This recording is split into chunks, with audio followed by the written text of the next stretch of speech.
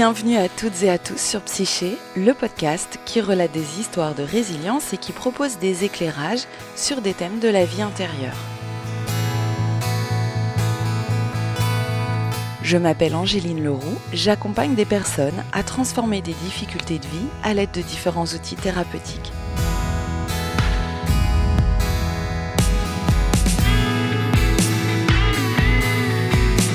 Cet épisode est le prolongement de l'épisode 6 sur la mémoire traumatique que je vous invite à écouter si ça n'est pas déjà fait, et on va parler de la magnifique résilience de Natacha. J'ai décidé de réenregistrer cet épisode parce qu'apparemment certaines personnes avaient des problèmes de son, donc j'espère que cette fois-ci vous pourrez l'écouter sans problème.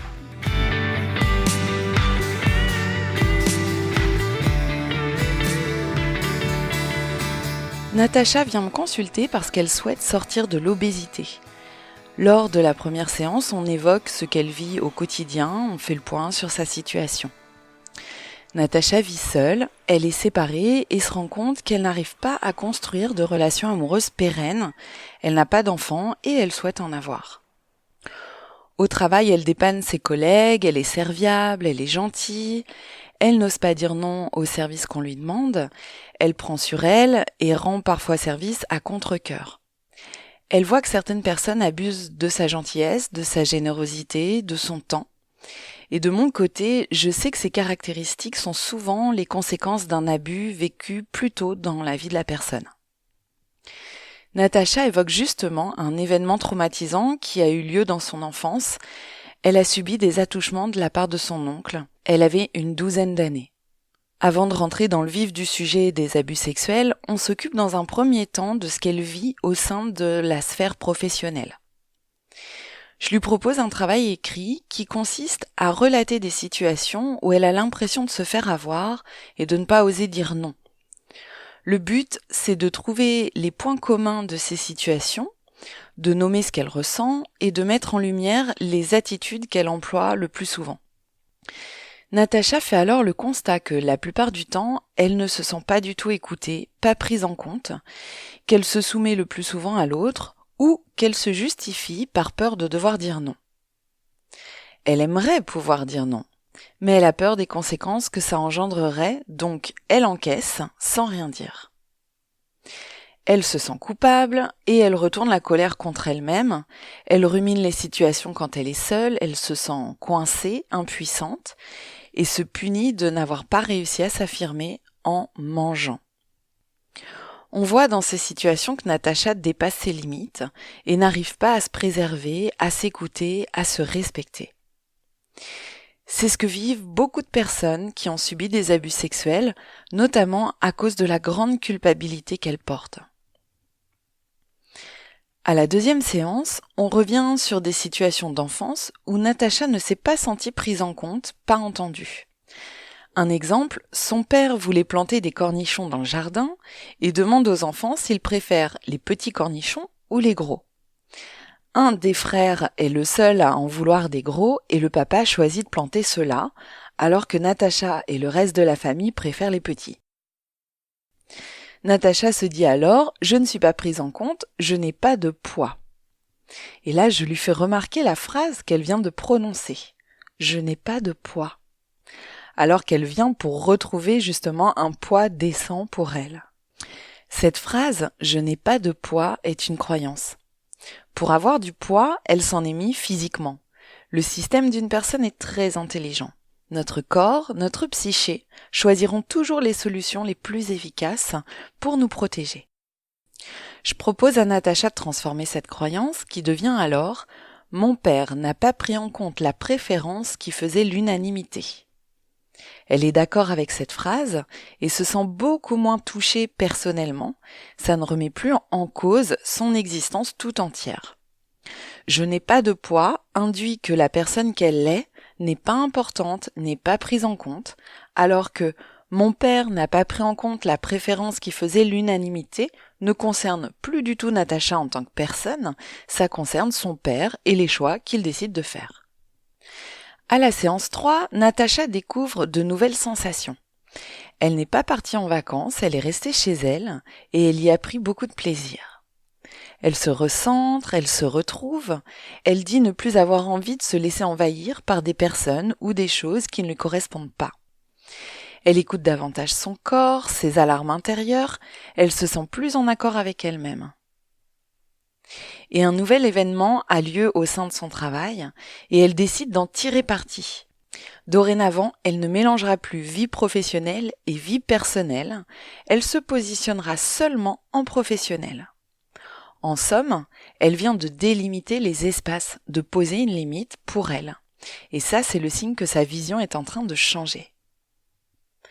À la séance 4, on fait de l'hypnose humaniste pour couper tous les liens d'abus. Elle rencontre sa petite fille intérieure et aussi la scène d'abus sexuel de son enfance. Ce qui ressort le plus, c'est qu'elle s'en veut de ce qui est arrivé. Je lui propose de créer symboliquement son espace à elle de protection que personne ne viendra franchir. La petite Natacha se sent moins seule car la Natacha adulte est maintenant auprès d'elle et elle se sent la mission de la rassurer, de l'écouter, de la protéger. C'est une magnifique séance et je sais qu'il faut revenir à la scène initiale des abus sexuels avec son oncle pour qu'elle se sente définitivement libérée. À la séance 5, ça bouge côté professionnel. Pour la première fois, Natacha a réussi à dire posément ce qu'elle pensait à son chef. Elle a su dire non et elle sent qu'elle s'assume beaucoup plus qu'avant. Elle ne fait plus les choses à contre-cœur, elle s'écoute. Elle arrive maintenant à se positionner avec les autres. De ce côté-là, donc, ça va beaucoup mieux.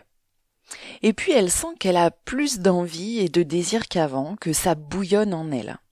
D'ailleurs, petite anecdote que j'ai trouvée assez amusante, elle me dit que sa chaudière a explosé. Et donc ça, c'est assez drôle symboliquement.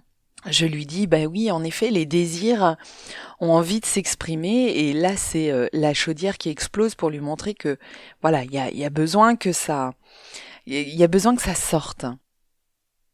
Mais il reste toujours un point noir. Elle se dit qu'elle a provoqué ce qui s'est passé avec son oncle. Alors, voilà l'histoire. Natacha a 12-13 ans. Elle part en vacances avec son oncle, sa tante et sa cousine qui a 5 ans de plus qu'elle. C'est l'été et sa cousine, qui est une grande aux yeux de Natacha, la relook et l'emmène avec elle. Natacha découvre les soirées, les premières attirances pour les garçons. Elle passe de l'enfance à l'adolescence en un coup de baguette magique. D'autant plus qu'elle est déjà formée et qu'elle fait plus que son âge. Pendant ce mois de vacances, plusieurs événements ont lieu. Le premier, Natacha est sur les genoux de son oncle assis sur un banc, sa tante est à côté et son oncle laisse traîner ses mains sur les fesses de Natacha. Choquée de ce qui est en train de se passer, sous le regard de sa tante qui ne dit rien, Natacha prétexte une envie de faire pipi pour s'échapper. Dans cette première situation, l'enfant fait l'expérience que l'adulte ne la protège pas et qu'elle doit se protéger toute seule. Deuxième événement, Natacha est sur le canapé en nuisette, son oncle est à côté et la bretelle de sa nuisette tombe de son épaule, laissant entrevoir son sein. L'oncle le voit et Natacha est étonnée de son regard, mais laisse faire.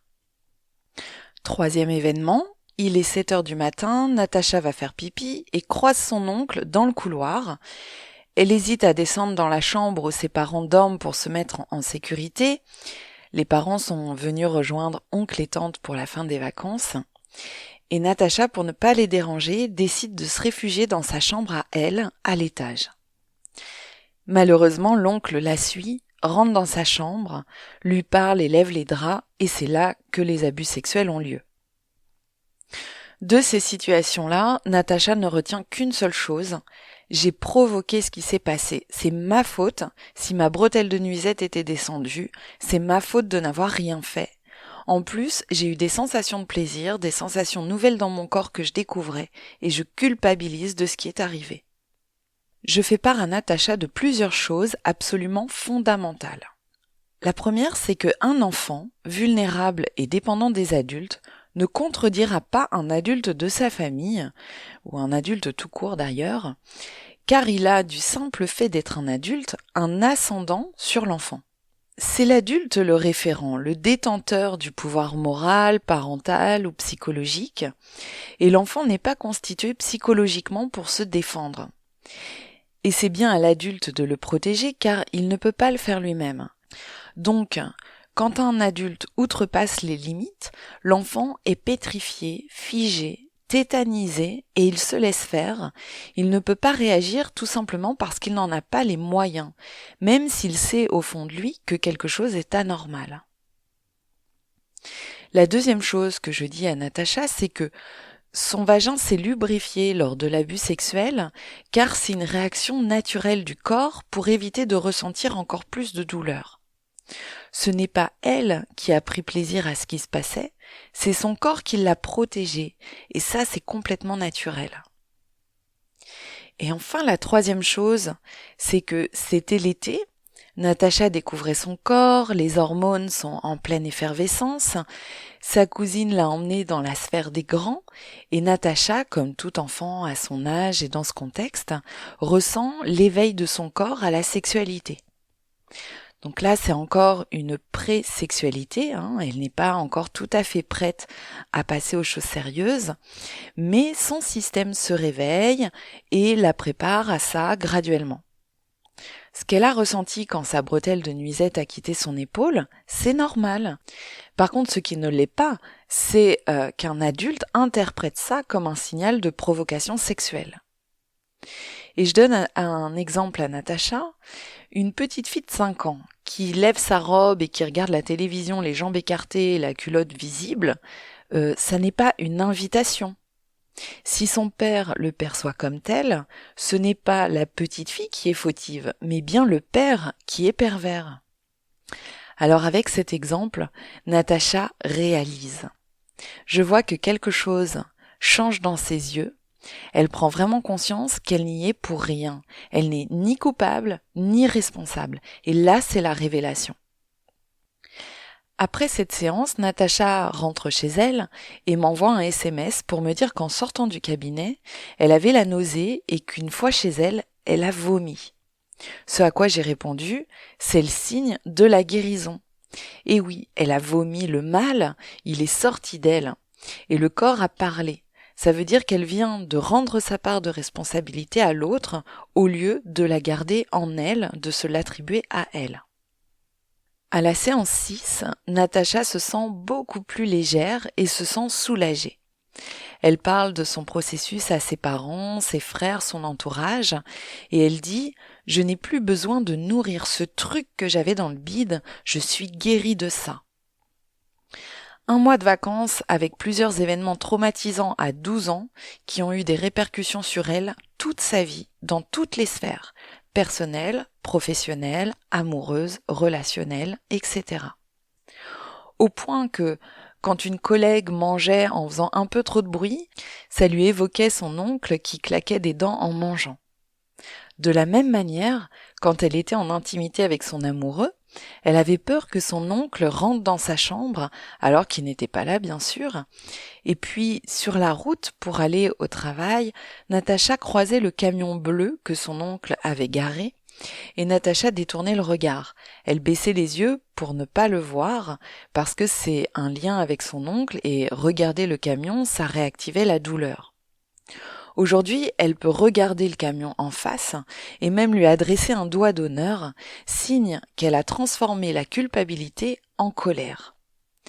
Et dans ce contexte, la colère ressentie est saine. Elle indique que la personne ne veut plus laisser personne atteindre son intégrité. Cette colère est l'expression de la dignité retrouvée, l'expression de sa capacité à se préserver. On fait une dernière séance d'hypnose pour apprendre à son inconscient à faire éclore la nouvelle Natacha dans un nouveau corps, plus en adéquation avec ce qu'elle est maintenant.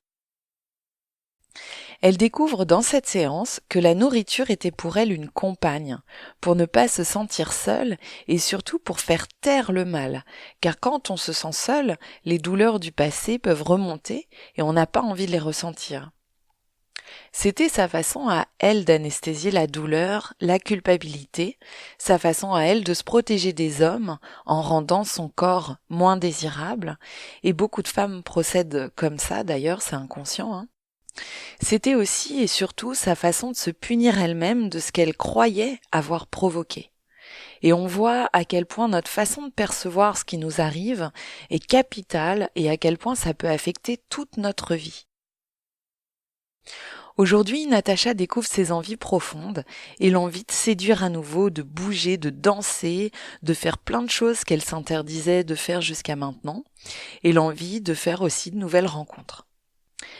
Après cette dernière séance, le soir même, Natacha apprend que son oncle était décédé depuis déjà quelques années.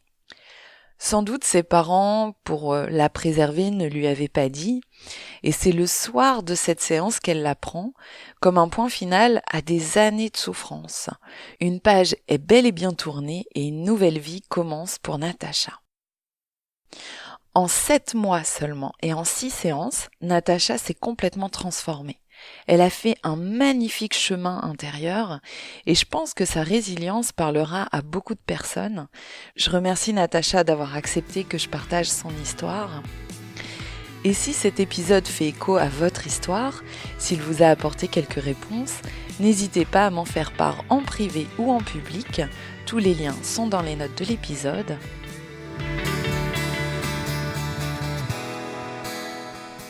Je prévois de sortir un nouvel épisode de Psyché tous les mercredis soirs, quand mon agenda me le permet. Et vous êtes de plus en plus nombreux à suivre Psyché et je vous en remercie. Alors à très bientôt.